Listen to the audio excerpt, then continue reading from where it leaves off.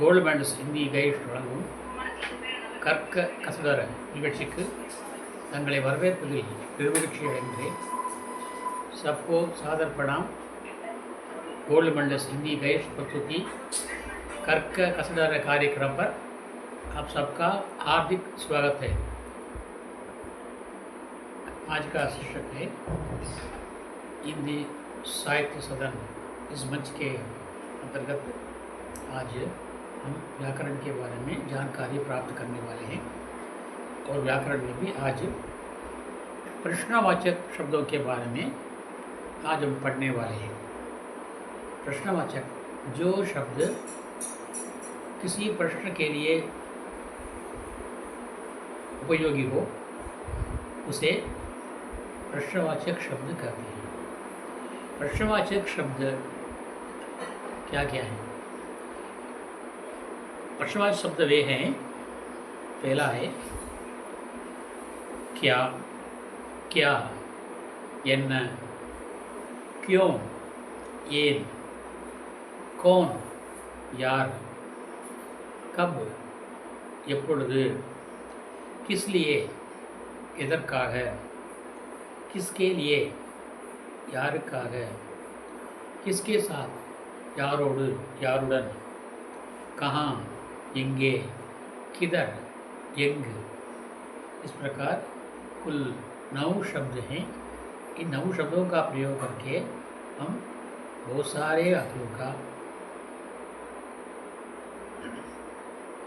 वाक्यों की रचना कर सकते हैं और उसका उत्तर भी हमें मिल सकता है।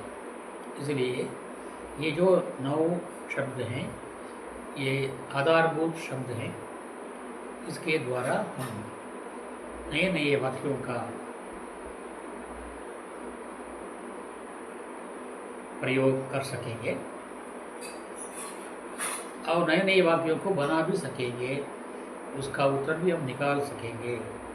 क्या, आप में क्या है, आपको क्या चाहिए, तुम क्या पीती हो, आप क्या खाते हैं, क्यों, आप क्यों देरी से दफ्तर जाते हैं, ये पढ़िए, आप क्यों देरी से दफ्तर जाते हैं, आप क्यों कल नहीं आए, நீங்கள் ஏன் நேற்று வரவில்லை, कौन, यार, वहाँ कौन है, அங்கே யார் இருக்கார், घर के बाहर कौन है, வீட்டுக்கு வெளியே யார் இருக்கிறார்கள்,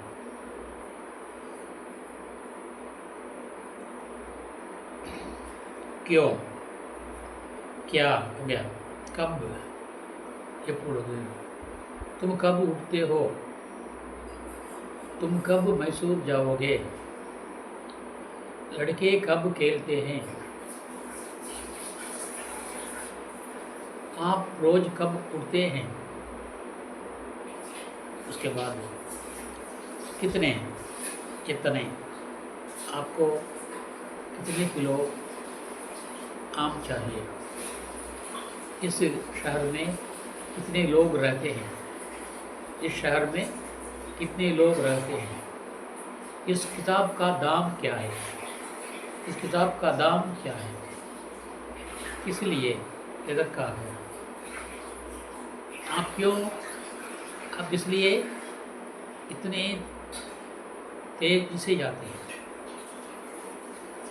आप किस लिए ये दवा पीते हैं, நீங்கள் எதற்காக இந்த மருந்து குடிக்கிறீர்கள், किसके लिए, ये नई साड़ी किसके लिए है, ये नया कपड़ा किसके लिए है, ये नया तैला किसके लिए, यार का है, ये महल किसके लिए है, किसके साथ, यारुடன், लड़की किसके साथ स्कूल जाती है, लड़की किसके साथ कॉलेज जाती है, आप किसके साथ मैसूर जाएंगे, कहाँ, एंगे, आप कहाँ जाते हैं, आप कहाँ ठहरेंगे, दिल्ली में आप कहाँ ठहरेंगे, किधर, तुम किधर रहती हो, तुम किधर ठहरते हो, तुम किधर जाते हो। इस प्रकार अनेक प्रकार के शब्द और वाक्य बना सकते हैं और उसका उत्तर भी हम पा सकते हैं। इस प्रकार हमारे व्याकरण का ज्ञान जो बढ़ता रहेगा, वाक्य बढ़ता रहेगा, वाक्य की बढ़ती के साथ भी हमारे ज्ञान का विस्तार भी होता रहेगा। इसलिए ये आधारभूत जो 10 शब्द हैं, इन 10 शब्दों का आप अच्छी तरह मान कर लें और अपनी ओर से छोटे छोटे वाक्य बना लें और उसका उत्तर भी आप लिखते जाए तो बहुत बड़ी पोथी बन जाएगी, बड़ी पोथी बन जाएगी। अपने आप ऐसे सवाल पूछते बाद में वो सवालों का जवाब जो लिखते लिखते जाएंगे ना, वो पहले छोटे कागज़ के रूप में और बाद में एक नई पोथी के रूप में वो बढ़ जाएगी। इसी प्रकार आपकी अकल की मात्रा भी बढ़ जाएगी। इसलिए आपसे सविनय प्रार्थना है कि जहाँ तक हो सके आप इस प्रकार के शब्दों की सहायता से वाक्य बनाना सीख लें और उसे लागू में लाएं। इसी प्रार्थना के साथ मैं आज का एपिसोड खत्म करना चाहता हूँ। कल एक नए शीर्षक के साथ आपसे मिलने वाला हूँ। और आज का चिंतन इंद्रिय सिंधनै, इंद्रिय सिंधनै निलयामै, अस्थिरता, अस्थिरता। प्रेमचंद जी कहते हैं अस्थिरता नशे की खासियत है। ये उनका वाक्य है, उनका संदेश है। अस्थिरता नशे की खासियत है, लेकिन मैं आपको कहना चाहता हूँ कि अस्थिरता जीवन की खासियत है, जीवन की सच्चाई है। खासियत नहीं, जीवन की सच्चाई है। நிலையாமை என்பது வாழ்க்கையினுடைய அடிப்படை. நிலையாமை என்பது वाक्यத்தினுடைய अड़िपड़े। इस जीवन की निसारता के बारे में, ये जीवन अस्थायी है, இந்த வாழ்க்கை நிலையற்றது என்பதை பற்றி வள்ளுவர் கூறுகிறார். வள்ளுவர் कहते हैं உறங்குவது போலும் சாக்காடு, உறங்குவது போலும் சாக்காடு, உறங்கி விழிப்பது போலும் பிறப்பு என்கிறார். उरंगुद बोलुम साकाड़, आप जिस प्रकार सोते हैं वही मौत है। सोने के बाद जब उठते हैं ना, वही पुनर्जन्म है, पुदिय पिறப்பு. उरंगुद बोलुम साकाड़, उरंगी विழிப்பது போலும் पिறப்பு என்கிறார். आग जीना और मरना, एक गाना है, आपको सुना होगा, जीना यहाँ मरना यहाँ, इसके सिवा जाना कहाँ. जो चाहे जब हमको आवाज़ दे, हम हैं वही, हम हैं जहाँ, अपने लिए तेरे जहाँ, इसके सिवा जाना कहाँ. इस प्रकार जीना यहाँ और मरना भी यहाँ. ये உறங்குவது போலும் சாக்காடு, உறங்கி விழிப்பது போலும் பிறப்பு என்கிறார் வள்ளுவர். அதே போல அதே கருத்தை நிலையாமை பற்றி रविदास कहते हैं.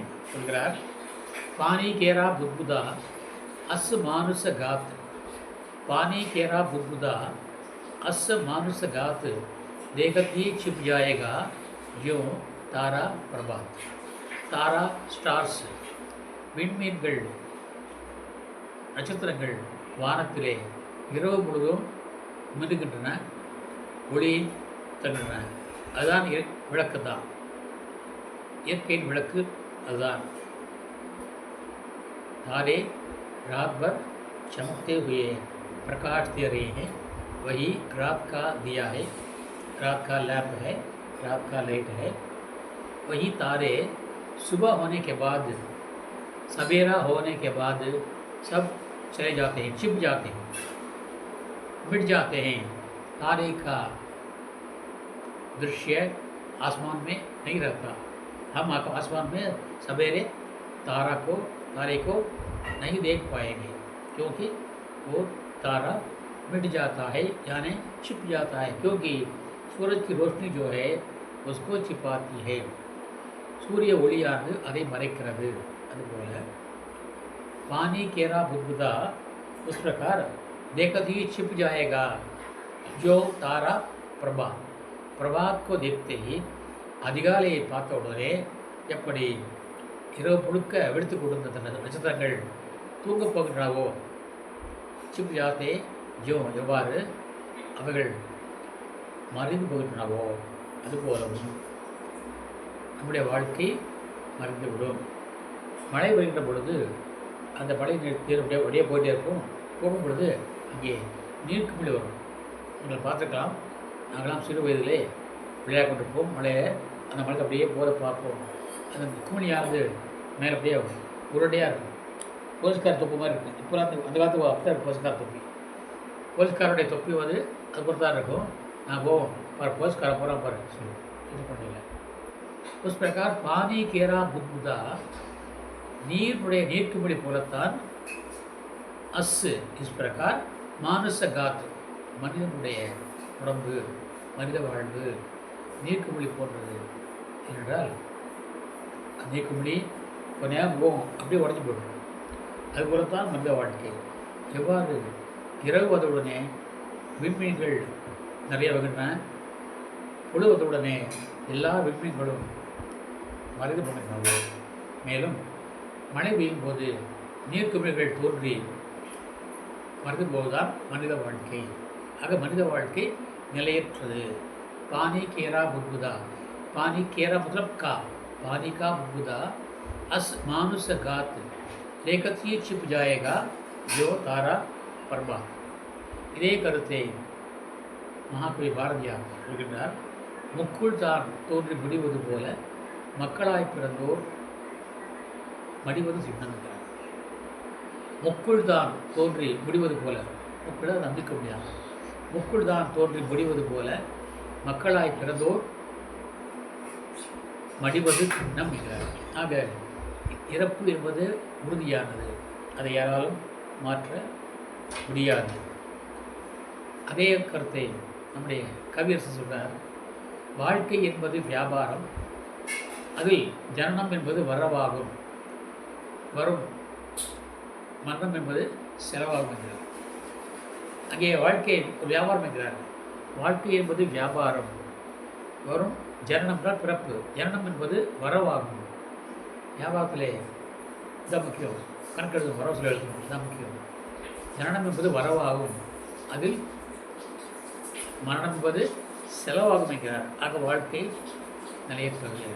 அதே கருத்து மீண்டும் சொல்கிறார் இடத்துல, மனிதன் நினைப்பதென்று வாழ்வு நிலைக்கும் என்று. நான் இன்னும் நிறைய சொத்து இருக்கின்ற 2,000 வருஷம் வாழ்வேன் என்று அவன் நினைப்பான். ஆனால் வெளியே இருந்த கடவுள் நினைப்பார், பாவும் மனிதன் நினைப்பதுண்டு வாழ்வு நிலைக்கும் என்று.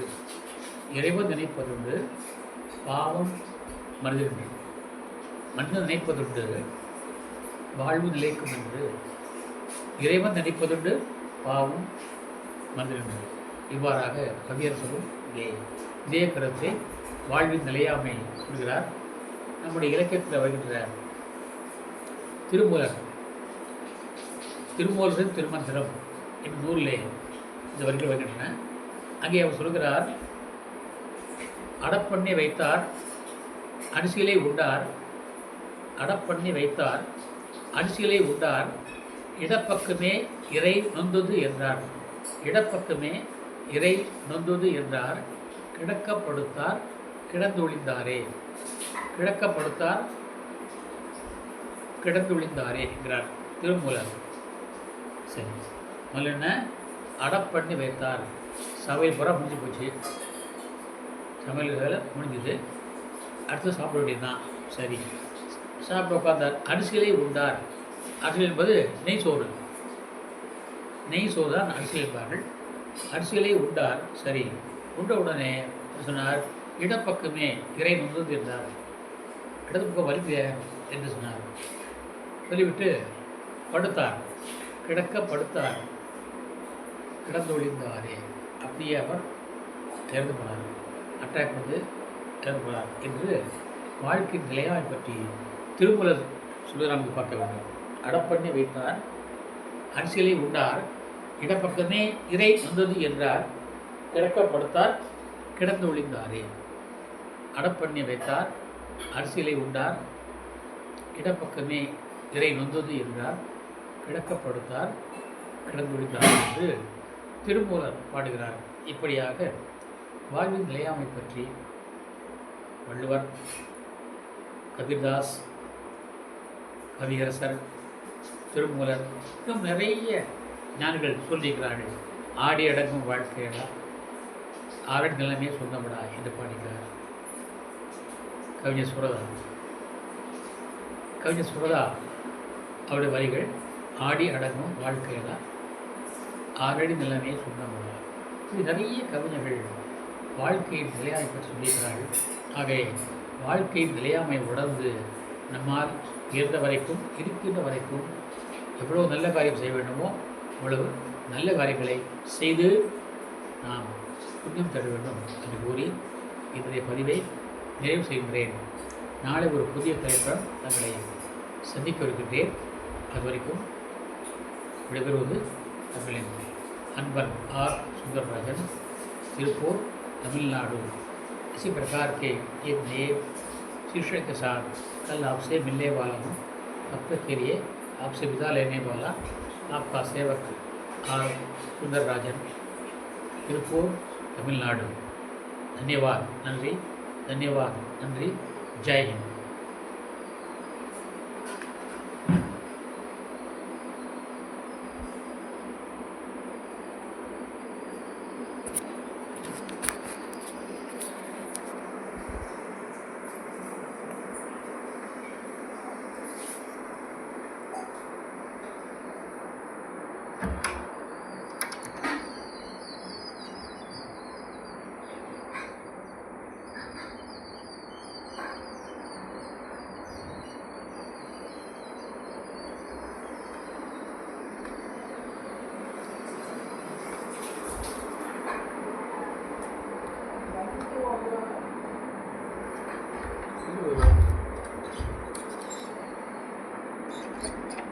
Hey.